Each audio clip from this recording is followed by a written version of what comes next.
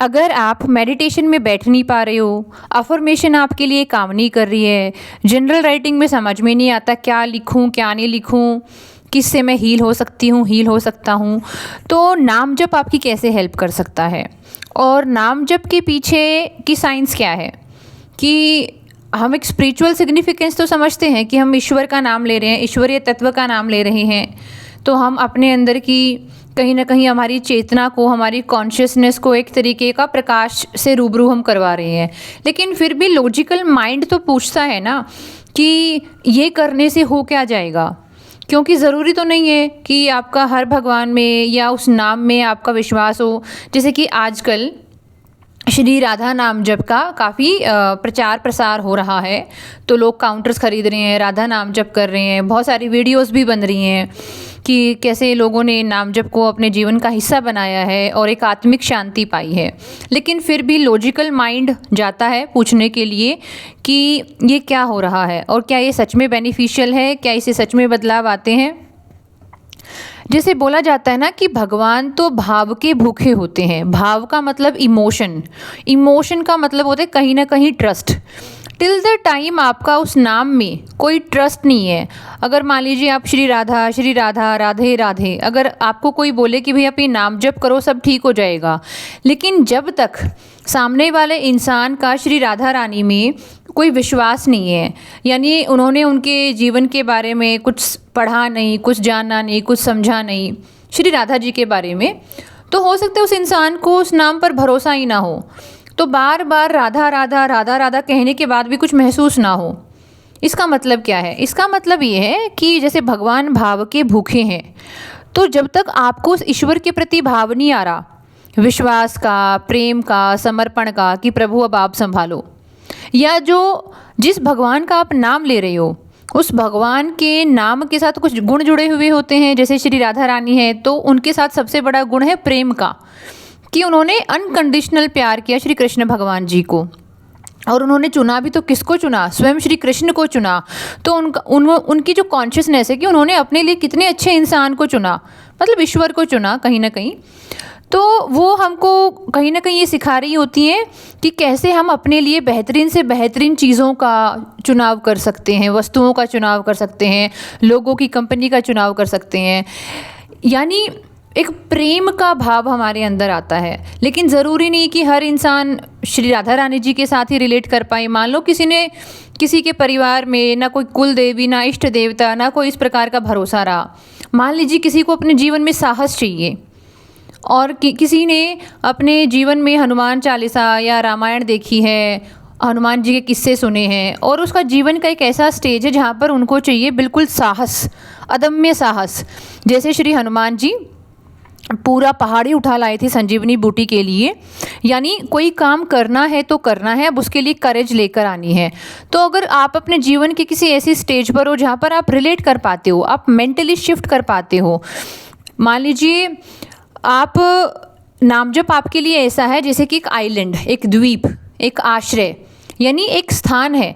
नाम जप सिर्फ नाम जप नहीं है, नाम जप आपके लिए दिमाग में इमोशनली, मेंटली, फिजिकली, साइकोलॉजिकली एक ऐसा स्पेस है जहाँ पर आप जाके रिलैक्स हो जाते हो। वैसे तो पूरा दिन आपका मन भाग रहा है, कभी फ्यूचर की एंजाइटी में, पास्ट के गिल्ट में, क्या होगा कैसे होगा, लोगों से पीछे रह जाने का डर, लाइफ में पार्टनर ना होने का डर, नौकरी ना मिलने का डर, इतने सारे डर हैं, इतनी सारी एंजाइटी है, तो मन तो भागता रहता है। अब मन भागेगा तो मन थकेगा भी, और जब मन थक जाएगा तो ओब्वियसली उसका कुछ करने का मन नहीं करेगा, उसका पड़े रहने का मन करेगा। लेकिन अगर इस ऐसे भागते हुए मन को एक ऐसा प्लेटफॉर्म दे दिया जाए, एक ऐसा स्थान, एक आश्रय दे दिया जाए जहाँ पर ये जाए और जहाँ पे ये रिलेट भी कर पा रहा है थोड़ा सा कि अच्छा राधा राधा, इसका मतलब रुकना, थमना, अपने आप में शांत होना, अपने आत्म प्रेम में जाना।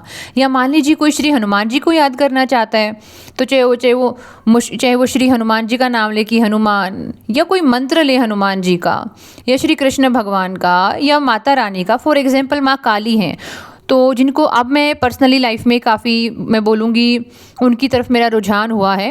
पहले मैं श्री राधा रानी जी के प्रति काफ़ी समर्पण मुझे रहा, जब मुझे प्रेम महसूस हुआ जीवन में अपने लिए, आत्म प्रेम।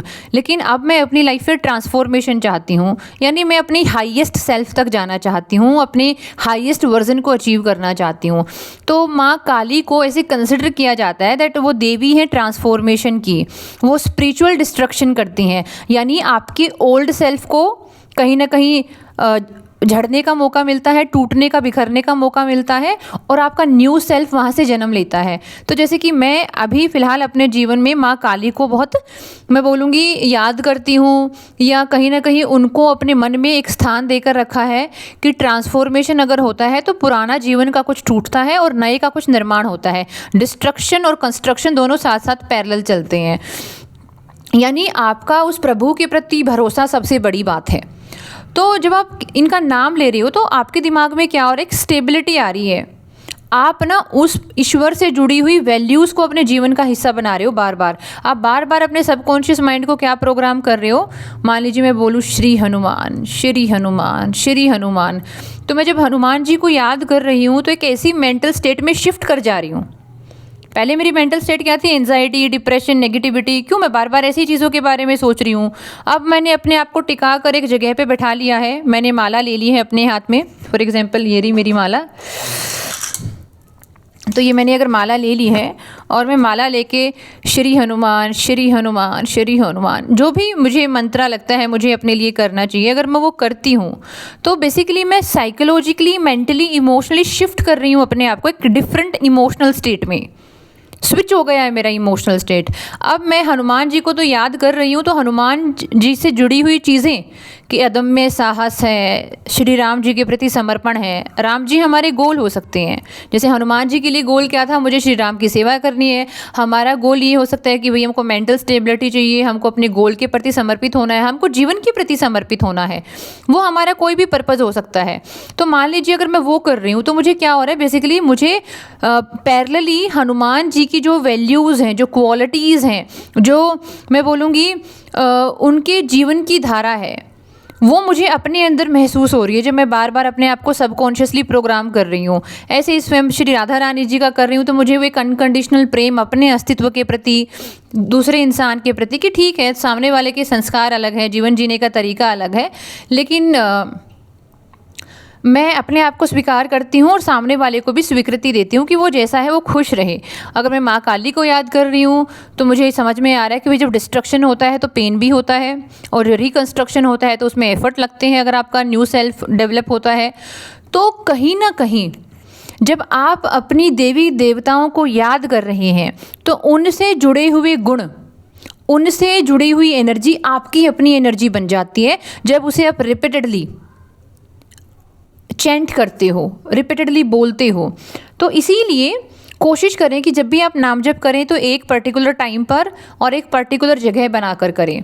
इससे फिर आपके मन को पता होता है कि अच्छा ये मेरा शांत होने का टाइम है, और चाहे पूरे दिन में कितना भी उठापटक हो, लेकिन ये मेरा एक टाइम है जहाँ पर मैं शांत होता हूँ, मैं शांत होती हूँ। तो ऐसे अगर आप 10 दिन करें, 20 दिन करें, महीना करें, 2 महीना करें, तो आराम आराम से आपको, मैंने बोला आराम आराम से, ये कोई मैगी नहीं है, आराम आराम से आपके सबकॉन्शियस माइंड की प्रोग्रामिंग होती है और आप उन डरों को छोड़ देते हैं, उस एंजाइटी को आराम आराम से छोड़ देते हैं जो आपके अंदर घर कर गई है।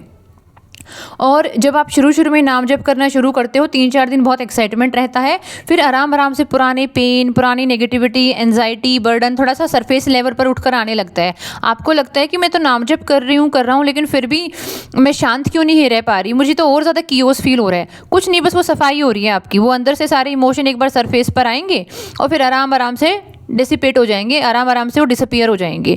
तो उस टाइम पे आपको शांत रहना है और आप करो इस चीज़ को। इससे आपकी इमोशनल, मेंटल, साइकोलॉजिकल रीप्रोग्रामिंग होती है। वो वैल्यूज़ आपके जीवन का हिस्सा बनना शुरू हो जाती हैं, वो वैल्यूज़ आपके जीवन में मैनिफेस्ट होना शुरू हो जाती है जिस देवता का, जिस देवी का बार बार नाम जप कर रहे हो। तो this is the most logical interpretation जो नाम जप के कॉन्टेक्स्ट में हो सकती है। होपफुली इसने आपको हेल्प किया हो।